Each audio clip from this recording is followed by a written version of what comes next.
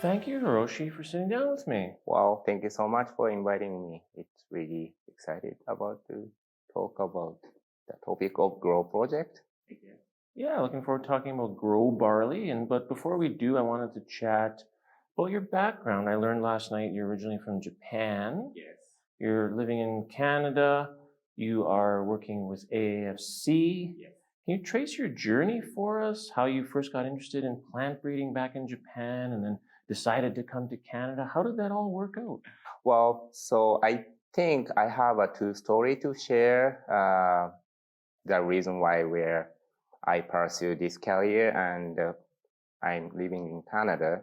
So when I was a grade 1 or 2 in elementary school, my uncle, he went to Kenya as a volunteer to help their lives and everything through the Japanese government system that dispatch people to the developing countries. So he stayed there a couple of years and came back, and he shared a lot of interesting stories and pictures.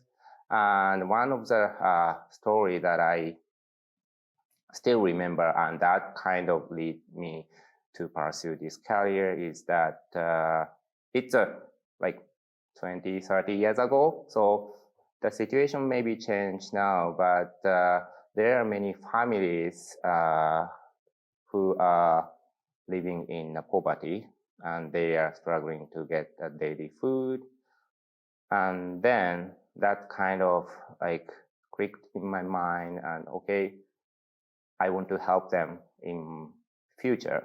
And I start to think, okay, what can I do?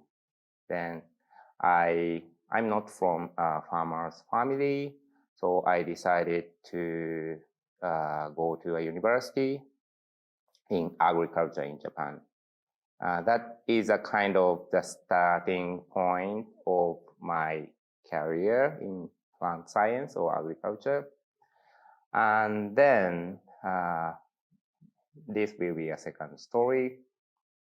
When I was third year of undergrad in Japan, I traveled in Canada. It's because since my childhood, I love nature, and I have seen so many photos of Rocky Mountain or many TV shows showing aurora or pictures of Canada, and I really wanted to see in my real life. So I decided to come to Canada to see, and I stayed here about 2 weeks, and I visited many cities. And on the way from Edmonton to Calgary, I was on a bus, like Greyhound bus. That time there was still Greyhound bus. And on the highway, I saw burst huge cropland on both sides.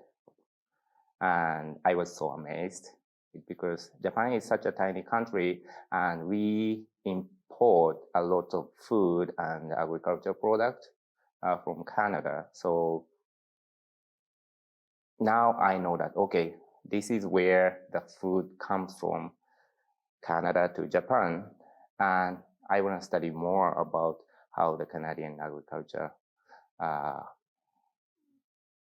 Then I decided, after I finished my undergrad, I spent a couple of years in Japan and saved money, and then came to Canada for my master and PhD.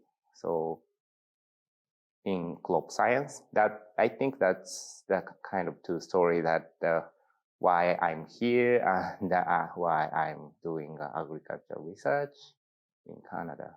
And you did your master's and PhD at which university? University of Alberta. Alberta. And now you are now based in Lacombe.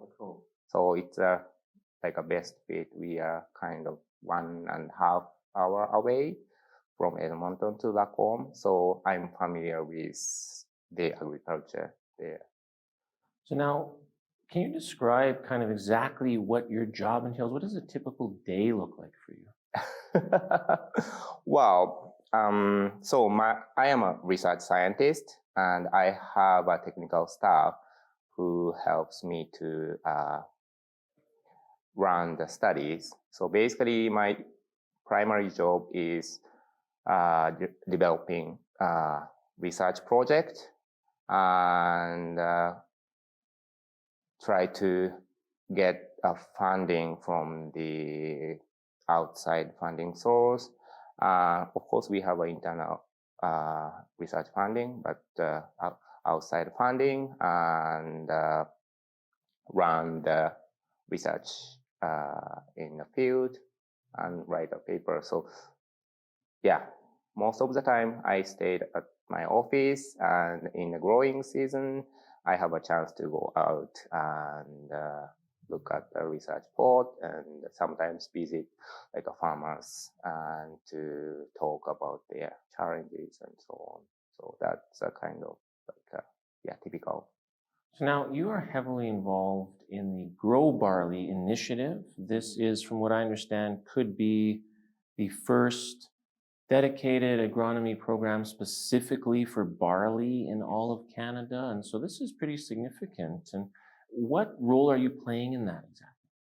So my role in the Grow Barley project, not project, program, is develop a good agronomy study package for next 7 years and lead the studies, specifically in barley agronomy. So you spoke at the 2024 Barley Symposium this week, and you outlined a number of specific areas that you're going to be studying. Can you walk us through those quickly? Okay, so I presented 4 research topics or areas. It's because this Grow Barley program is kind of unique. So I have an idea, kind of overarching direction of the research, but there is not fixed details of research activities yet. So basically what I presented was, there was a 4 area, and first one is lodging. The barley producers always struggle lodging, and depending on the year and location, and the barley is typically prone to lodging compared to other main crop like wheat or canola. So I would like to look at specifically to develop a decision-making tool of lodging risk in season using remote sensing techniques and so on, so that producer can kind of predict. I shouldn't say predict, it's a kind of magic word, but predict the risk of lodging in season so that they can be ready for example, applying PGL at the timing or whatever they need to.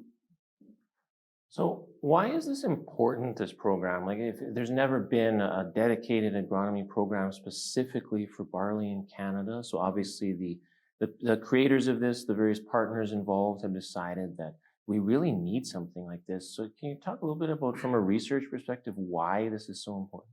Well, I think there are so many aspects of how the importance of this GROW program, but I think one of the biggest reason could be the significant investment has been put in the variety development. So we have a range of variety which has high yield potential with a good disease package. And as far as I know, there aren't so many agronomy research activities in terms of agronomy, barley agronomy, to look at those new varieties. So there is a research gap between the varieties and the producers. producers, they want to use new varieties, but there is not much information available, and we need to fill that research gap. That's why, yeah. Yeah, it'll lead to a brighter future, better future for barley. It's such an important crop. And so a project like this, it sounds like its time has come. Yes, yes. Before I let you go, what does the future hold for you? I know right now you're a researcher at Lacombe, you're working a lot on barley and things. When you think about, your future career, how old are you now, by the way? I'll be 46 this year. 46 this year. And so when you think about, the rest of your career, I mean, you've got I'll be 44 this year. So, guys like us have some time before retirement. And is there something you'd like to work on yet that you haven't, and some sort of opportunity, maybe a certain crop you'd like to delve into when you think about the future? Well, it's an interesting question. And yes, actually, as a researcher, there are like a huge opportunities out there. Because now like a technology has been improved, so we have so many tools that can be applied to the current agronomy research to be more efficient and to be more precise. So, and I'm not familiar with those advanced technology. So I'm really interested in taking those tools into my program, and it would take some time, but yes, I would like to try the things, like new things. So that's a kind of like, one of the biggest things that I'm in my mind right now. And the other things could be like in prairie, there are many crops, but many producers are growing few crop types. And now we are talking about sustainability. And sustainability means not only environmental sustainability, but I'm thinking about the sustainability in economy and the life in farmers. So I would like to take in this both way, kind of integrated in one objective, and I would like to work on that as well. Yeah, no, it's a good mission to have, make things more sustainable, plan for the future. So Yeah. people like you, we need people like you to help us carve that future, because like you say, we need more crop diversity. There's a lot of canola, soybeans, wheat, and that's great, but there's so much room for other crops too. Right. So it's an important mission. No, thank you, Hiroshi, for sitting down with me. Thank you very much for having me.